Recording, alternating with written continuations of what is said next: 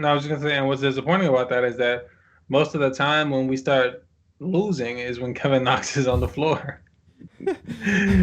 Like Go it get your is. I'm shots in that sorry. Kevin Knox. He's been all right. He ain't been that terrible. Over the last 4 games where we've actually been on a win streak, he's averaged 5 points. Terrible. His plus minus, we got a -13, we got a -14, we got a 4, and we got a -3. So you tell me on a win streak he's still negative. So um, he is he is a big reason why we're losing because most of the time they play him in the second quarter and they play him in the third quarter. Like that's when he's getting his minutes and that's when we're losing. So I'm just saying, goes hand in hand.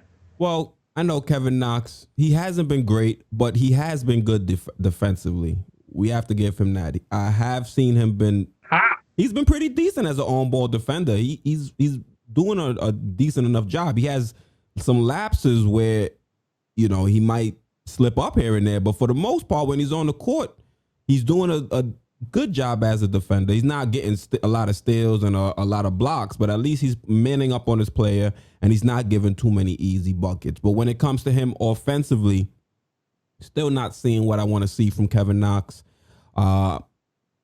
He's turned into like a spot up shooter now. He don't even really try to attack the basket and get into the paint. It's just pretty much catch and shoot. Even in the game against the Jazz, you saw times where IQ was wide open, and instead of making that extra pass to the player that's open, he decided to chuck it.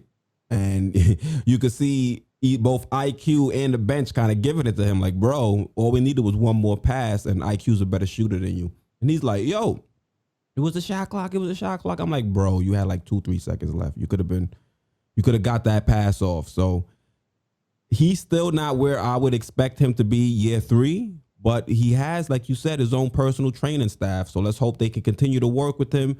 And we're winning without him. So imagine what we can do with him. We're barely winning with him. Is my, I mean, you said that he's a good on-ball defender, but in my opinion, the ways to prove that you're a good defender, if you don't have the stats to match, meaning if you don't have the steals or the blocks, is by your plus minus. And the fact that his is always really negative, even on games that we win, I feel like that's proof enough that he is just not a good defender. He's not impacting the game defensively. Well, I'm not saying he's impacting the game defensively. I'm just saying he's been a decent all-ball defender. That's all I'm saying. he's not a, he's You know not a what? defensive stopper or Next nothing. video, for the next video, I'm gonna pull his specific matchups and see how he does against his matchups. Him compared to who he guarded, who had more points. We already know who's gonna win that battle. Literally anyone against Kevin Knox. Oh man, but I think he's played well, running alongside IQ and running alongside Austin Rivers. When he works in that second unit with those two, he's the best version of himself this year, I believe. Outside of that, he kind of gets lost on offense. He doesn't really pick his spots in the offense too great. And sometimes when he's working off ball, I don't really like his positioning on the court. There's some times where he should be, moving with the ball handler that's penetrating to try to give them some open passing lanes. And when I'm watching film, he's not really doing that. So if he's able to, work on that, if he's able to become a better facilitator, then I'm expecting to see better production from Kevin Knox.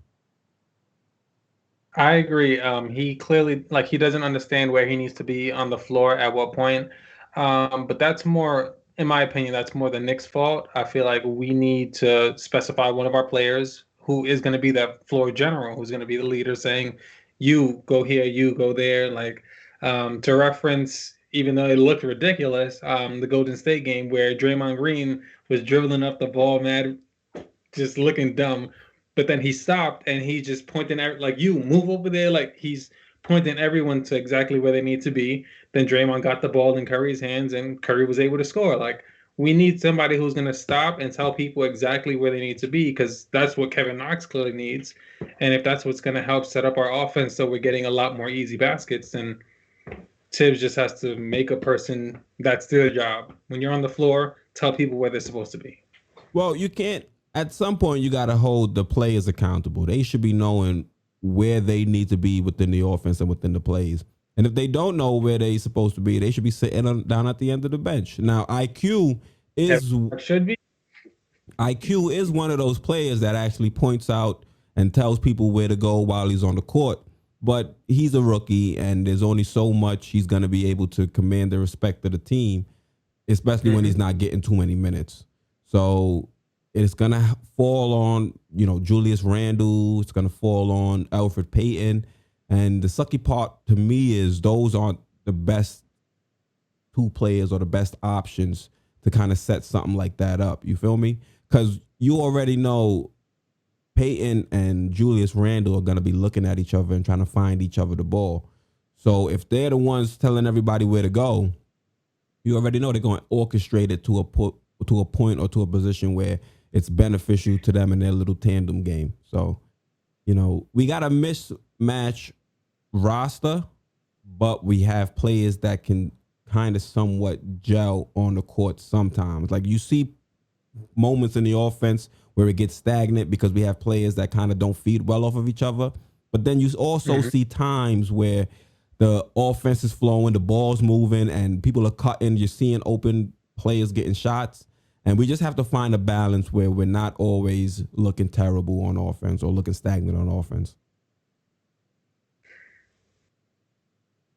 But that goes back to Thibodeau. He needs to understand the rotations. He needs to understand what players are actually working well together. I feel like he needs to judge it more on how the game goes and not what he sees in practice, because clearly all that matters at the end of the day is what happens in the games. So if in practice these players don't mesh well, but when they're playing together on the court during an actual game, they're killing, keep that same unit together. But that's his job. Yeah, Tibbs, he has some strict, rotations almost for the most part. You know exactly when a lot of these players are going to come in and when a lot of these players are going to go out. You see the second Even unit. if they're not, which is weird. Yeah. It don't make sense. Yeah, he sticks to his rotations. Occasionally he'll break it, like when he had IQ and Rivers on, when Rivers was killing and we were making a comeback to win the game. But outside of that, you don't really see him stray too far from his rotations. Like you mentioned, most of the players didn't play 40 some odd minutes. To me, that's usually you see Julius Randle playing 41, 42 minutes. I'm glad he was able to get a rest, but RJ playing 41 minutes to me is still something. 44 minutes is still something that shouldn't be happening. It's, he's a young dude, true, but you still don't want to tire him out so early into the season. Absolutely, and especially when he's not having a good game.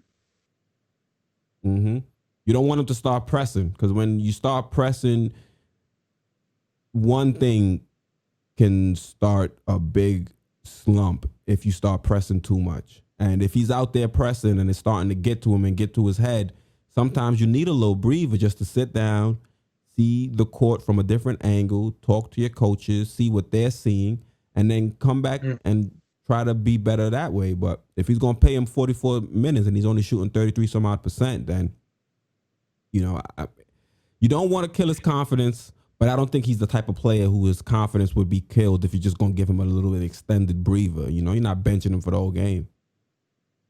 True. And yeah, it's not going nowhere because he has been averaging 19 points per game in the last 4 games. He knows that he's having good games. He is scoring. It's just this one loss. He did terrible. It happens. Everybody has that one game. And this just happened to be his. I'm sure he's going to bounce back. I believe tomorrow is our next game. I believe he's going to bounce back and just do what he has to do.